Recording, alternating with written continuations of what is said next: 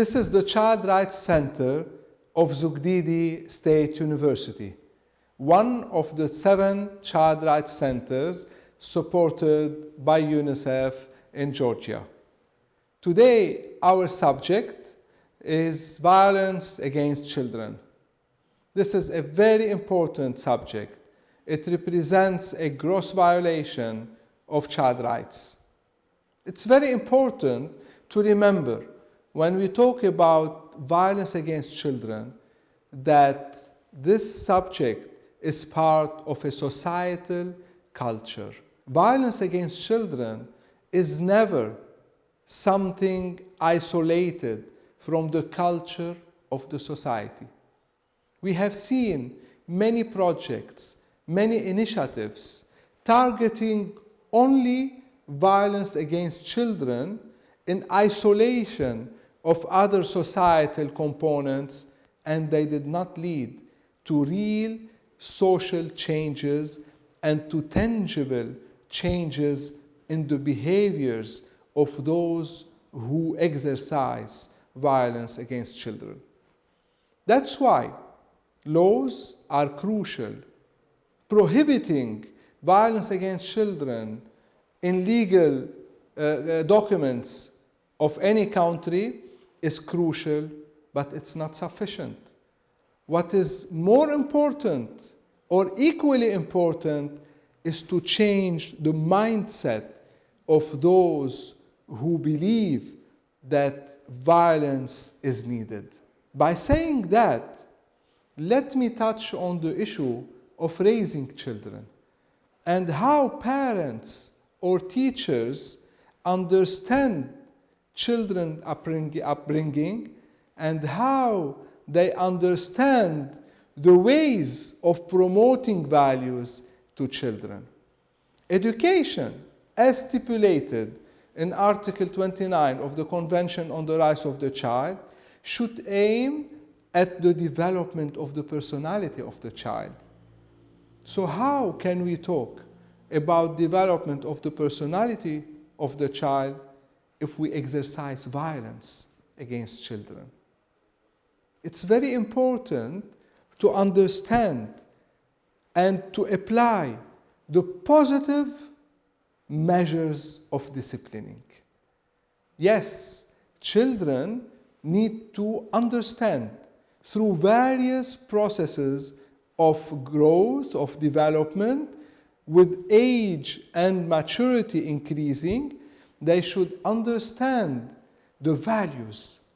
A ladder of values should become clear to children. What is right? What is wrong? What is harmful to others? How my liberty should end when the liberty of others start? How I should accept others? How I should be tolerant to others? And how I should respect the views of others? How I should have constructive dialogue with my friends, with my peers, with my family members, with my teachers, with everyone. So all these come as part of building a value system for children. And parents, especially parents, but also teachers, and anyone who contributes to raising children, including media, should focus on positive measures of disciplining. So we discipline children by first being a model for them, a model of tolerance, a model of understanding, a model of having a constructive dialogue with others. And whenever children do any mistake, whenever children commit a wrongdoing, this is exactly the best time to show them how to react to that and how to turn out any negative situation into a positive one, thus contributing to building a value-based system where children grow up understanding what is good and what is bad, what is negative and what is positive as well. So any disciplining measure of children should have a very clear pedagogical objective.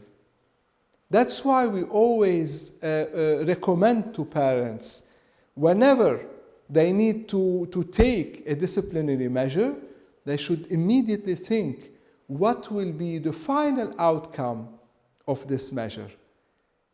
Will I be building a wall between myself and my child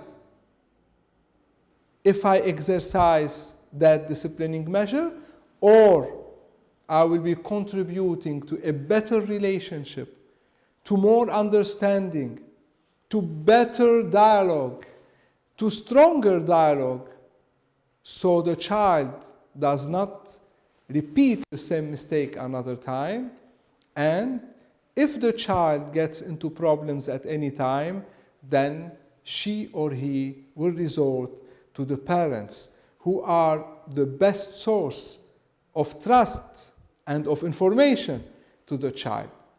Here comes also the role of teachers.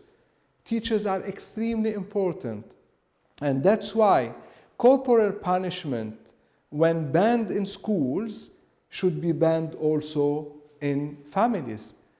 And it does not work out to have a double standard system where children experience violence at home and then teachers have to cope with the idea of children being subject to violence at home or in the society, and preaching and promoting a model of nonviolence which is not applied at home.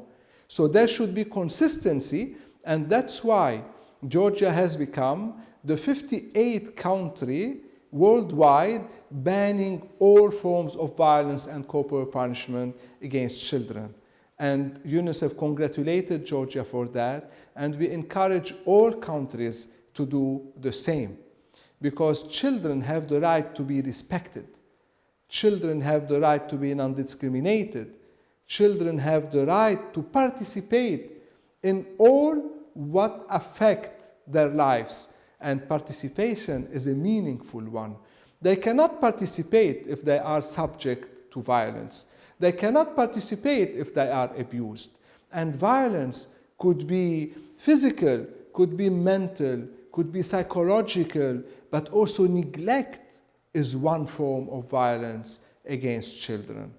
So that's why the best interest of the child, which is the key principle and the main philosophy of the Convention on the Rights of the Child, means that the child has first to be respected. A child, a human being below the age of 18 years old, has to enjoy all the rights, starting by the right to be respected. And Article 12 of the Convention on the Rights of the Child also stipulates the right to respect for the views of the child in all what affect their lives.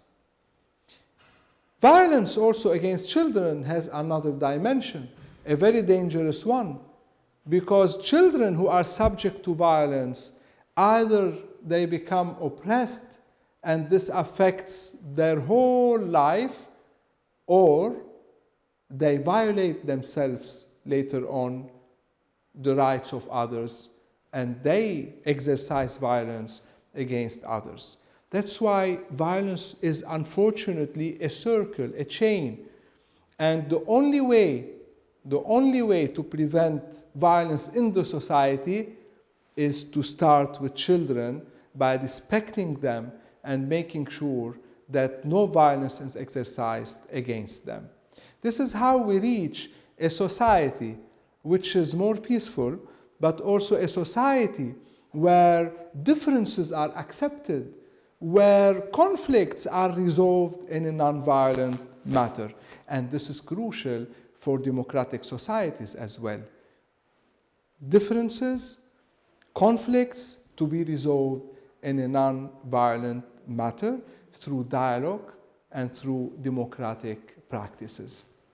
The Convention on the Rights of the Child is very clear, and Article 19 of the Convention on the Rights of the Child, in addition to all the articles dealing with protection measures from Article 32 to Article 40, they stipulate extremely clearly that children should be respected, the children should not be subject to violence, and this includes the family, schools, child institutions, and all other institutions, state institutions, but also the community itself, where a culture of child rights should be promoted. That's why the child rights centers that UNICEF supports in Georgia are extremely important in connecting to schools and in promoting the child rights culture and makes it stronger in the community and in the society. I would like to also highlight a very important dimension when it comes to violence against children, which relates to children in institutions. All children should enjoy a family environment.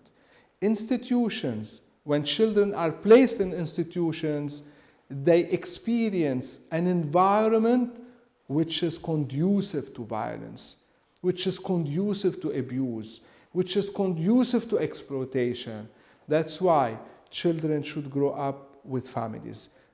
Always biological family gets the priority, and then if biological family is not possible, adoption is there as an option, and fostering is also an option, and as a measure of last resort, small-scale family type institutions having a few children only, enjoying a family type environment.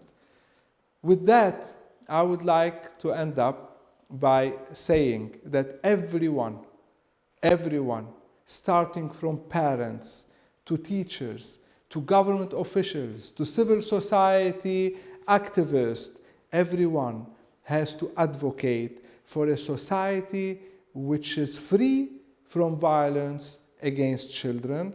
This is the only way to ensure that the society as a whole is a peaceful society and rights of children and adults are respected.